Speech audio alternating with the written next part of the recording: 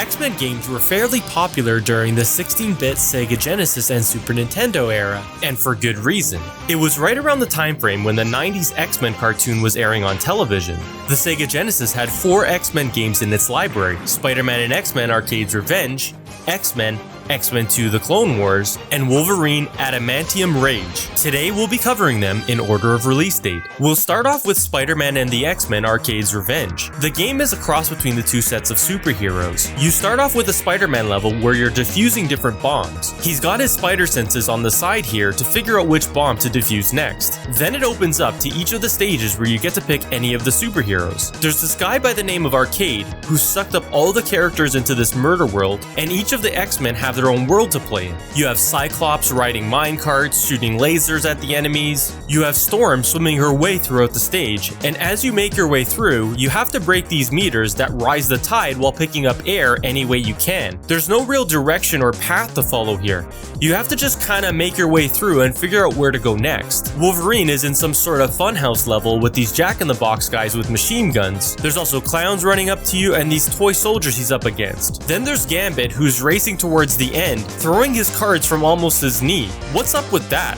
I never once saw Gambit throw cards out of his crotch in any of the cartoons. What gives? To me, it feels like most of the characters are shrunk down, except maybe Storm, who's permanently swimming. The game is filled with some cheap deaths, I have to admit. You'll be playing these stages over and over again. Luckily, the music is fantastic in basically every stage. I mean, there are some serious bangers here, especially in the Spider-Man stages. These guys who composed the soundtrack in Arcade's Revenge have some seriously good games under their belts. We're talking Plock, Rock and Roll Racing, Ken Griffey Jr. presents Major League Baseball. Just give it a listen. Overall, I would say that Arcade's Revenge is simply too hard to be considered a great game, just slightly above average. Next we have X-Men, and right off the bat, it's definitely a step up from Arcade's Revenge visually. You get to choose between 4 of the X-Men: Gambit, who finally is not throwing cards out of his crotch; Nightcrawler, who can use his teleport ability to skip through enemies or parts of a stage; Wolverine has his claws that he's got to put away by pressing a button; and Cyclops with his laser beams. You also get to use 4 other X-Men that you can call in and clear the screens of enemies. What makes the gameplay great in X-Men is the way you can swap in and out any of the 4 X-Men during any of the stages, which was great if you just got through a difficult part and are low on health. One drag is, in order to use the mutant powers, you have this blue meter here, and when it runs out, you have to wait until it fills back up again.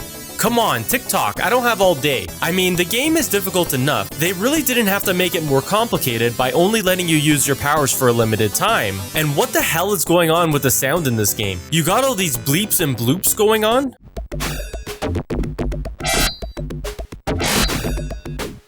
There's even this part where you have to reset the game in order to move on to the final stage. This was definitely a gutsy move back in the 90s. I could just picture the 2 executives sitting there thinking, "Hey Bill, you know what'll confuse those kids?" "What, Jim?" "Let's make them have to reset the good old Genesis there to make it to the last level in the new X-Men game." "Good idea, Jim. Let's make those programmers put it in. Gosh, what will you think of next?" And overall, remember that this might be the best X-Men game released on a home console up until this point. X-Men 2 has no intro, menu screen, nothing, which I thought was really unique for a Genesis game. It throws you right into a snowy mess with a random X-Men, and you have to force your way throughout the first level of the game. You get to choose between Beast, Cyclops, Gambit, Nightcrawler, Psylocke, and Wolverine. The mutants don't have their meter run out like the game prior, but rather allow you to charge up your meter to generate a stronger attack. This unlocks the game and makes it a blast to play. Each of the characters have their strengths and weaknesses. You have Beast, who can take a bit more damage but is more powerful. Gambit can throw his cards in all directions. Cyclops with the laser attack. Nightcrawler can climb onto walls and teleport. He's more of a stealth assassin of the bunch. Wolverine hits you with that uppercut slash, guns a-blazing, and Psylocke has some killer agility.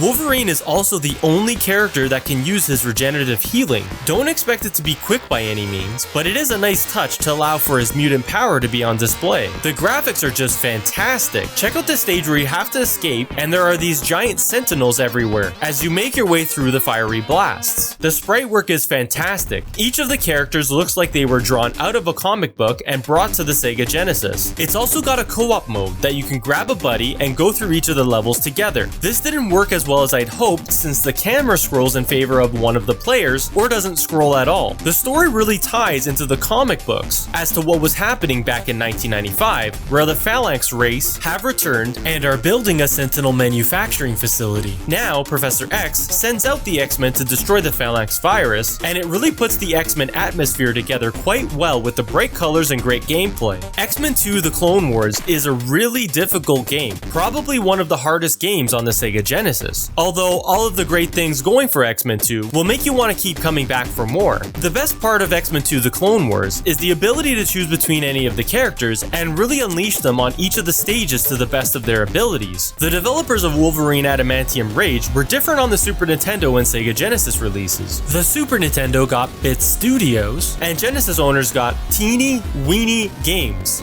Yes, you don't need to get your ears checked. That's Teeny Weeny Games. I swear, I'm not making this up. Where do I begin? The cutscenes are really well put together and give you the whole comic book feel like in Maximum Carnage. Then it goes downhill real quick. Let's start off with the first enemy in the game. You'd think by pressing the A or C button that you'd be able to take it out without any trouble. Well, think again. You have to press up to swing your claw like Andre Agassi. I feel like I'm swatting at flies while the enemies are just crushing me with overpowered weapons. The hit detection is terrible. To make things worse, stopping takes at least a second or so in most cases. I feel like I'm on hockey skates in every level, including the ice level, and the star of the show is actually Wayne Gretzky instead of Wolverine. There's a health meter in the top left hand corner in the form of a percentage. You can stop and regen your health if you're in a safe area. The problem is, it takes insanely long to actually get your health to a manageable state. Hold up, let me just fire up my coffee maker. It's gonna be a while. Better yet, I'm gonna go farm some coffee beans. Maybe when I get back I'll be at full health. Wolverine has to turn around so slowly in case you have an enemy right behind you. He does like a full 2D turn like he's some sort of runway model. To think that Wolverine is a lot of people's favorite X-Men is a shame that we had to witness this janky mess of a game. Wolverine is such a wuss in this game, and this is one that should be forgotten. Wolverine Adamantium Rage is one of those games that if you paid good money for this on the Genesis, I feel your pain, especially if you want to take it out of your Genesis and give it a Hulk smash. The rage meter was really building while at least trying to play the Wolverine game on the Sega Genesis. So if I had to rank the X-Men games on the Genesis from worst to best, I would have to go with Wolverine Adamantium Rage, X-Men Arcade's Revenge, X-Men, followed by X-Men 2: The Clone Wars. Every mutant has its own strengths and weaknesses. The levels are just massive that give you the time to use all of the powers however way you want.